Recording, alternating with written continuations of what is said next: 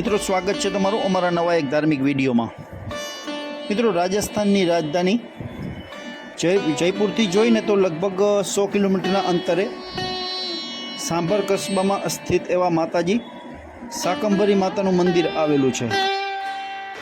મિત્રો જો કે આ શાકંભરી માતાજી ચૌહાણ વંશના કુળદેવી છે, પરંતુ માતાને અન્ય ધર્મના અને સમાજના લોકો પણ પૂજે છે અને ખૂબ જ માને છે। તો મિત્રો તમે પણ આ વિડીયોમાં અંત સુધી જોડાયેલા રહેજો।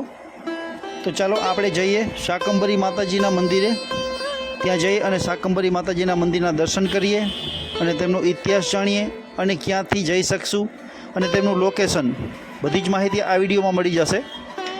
પણ તમે હજુ સુધી અમારી ચેનલને સબસ્ક્રાઈબ ના કરી હોય તો મિત્રો ઝડપથી સબસ્ક્રાઈબ કરી દેજો, જેથી આવા જ નવા વિડીયોના નોટિફિકેશનો આપને મળતા રહે।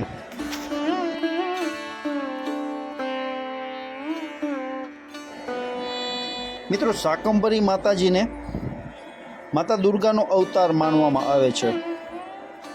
શાકંભરી માતાને દેશમાં એટલે કે દેશભરમાં 3 શક્તિપીઠ છે અને મિત્રો એવું પણ માનવામાં આવે છે કે 3 શક્તિપીઠમાંથી સૌથી પ્રાચીન શક્તિપીઠ આ શાકંભરી માતાજીનું મંદિર છે।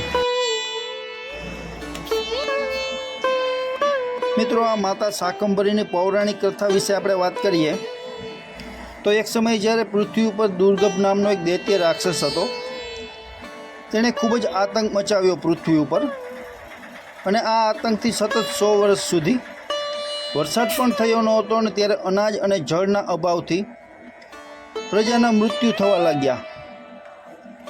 બધા જ જીવ ભૂખથી વ્યાકુળ થઈ અને મરવા માટે તૈયાર થઈ ગયા।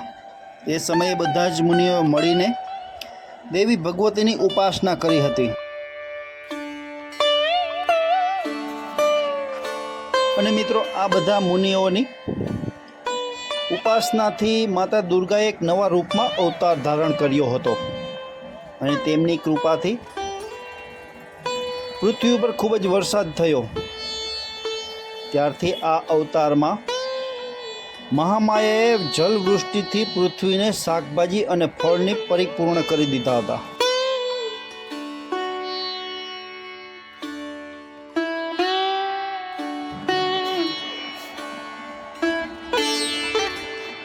જેથી પૃથ્વીના બધા જીવને જીવતદાન પ્રાપ્ત થયું।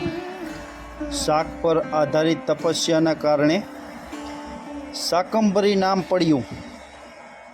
આ તપસ્યા પછી આ સ્થાન લીલુંછમ થઈ ગયું। દંતકથાઓ અને સ્થાનિક લોકોના જણાવ્યા પ્રમાણે માતા શાકંભરીના તપથી અહીં અપાર ધન અને સંપત્તિની ઉત્પત્તિ થઈ।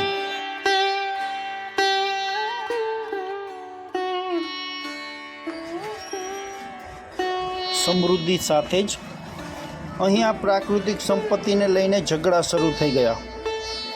જ્યારે સમસ્યાઓને વિકટ સ્વરૂપ લીધું ત્યારે માતાએ અહીં કિંમતી સંપત્તિ અને ખજાનાને મીઠામાં બદલી નાખી। આ પ્રકારે સાંભર નદીની ઉત્પત્તિ થઈ અને મિત્રો ખાસ વાત કરીએ તો વર્તમાનમાં લગભગ 90 વર્ગ મીલમાં અહીં મીઠાની નદી પણ આવેલી છે।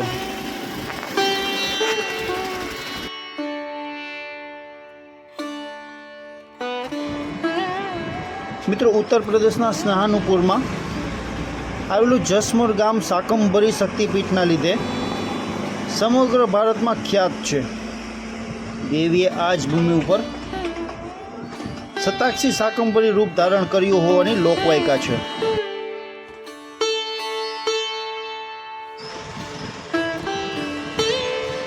અને મિત્રો કહેવાય છે કે અસુર દુર્ગમનો વધ દેવીએ આ જ ભૂમિ ઉપર કર્યો હતો અને દુર્ગમ સામેના આ યુદ્ધમાં દેવીને સહાય કરી હતી અને બાબા ભૂદેવજીએ અને દુર્ગમ સામેના આ યુદ્ધમાં દેવીને સહાય કરી હતી અને બાબા ભૂરાદેવજીએ સહારનપુરમાં શાકંભરી દેવીના સ્થાનકથી 1 કિલોમીટરના અંતરે જ બાબા ભૂરાદેવજીનું મંદિર આવેલું છે। માતા શાકંભરીના દર્શને આવનારા ભાવિકો સર્વપ્રથમ ભૂરાદેવજીના જ દર્શન કરે છે પ્રચલિત માન્યતા અનુસાર ભૂરાદેવજીના દર્શનથી જ આ યાત્રા પરિપૂર્ણ થાય છે. એમાંય દેવીના દર્શન પહેલાં જ ભૂરાદેવજીના દર્શન કરવાનું વિધાન છે.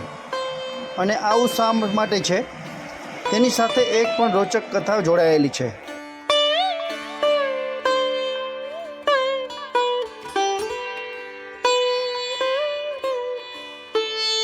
મિત્રો, અમારો વિડીયો તમને પસંદ આવ્યો હોય તો લાઈક કરજો, ખૂબ જ શેર કરજો અને સબસ્ક્રાઈબ કરવાનું ભૂલતા નહીં, જેથી આવા જ નવા વિડીયોના નોટિફિકેશનો આપને પહેલાં મળતા રહે. તો ફરી મળીશું આવા જ નવા વિડીયો સાથે. નમસ્કાર.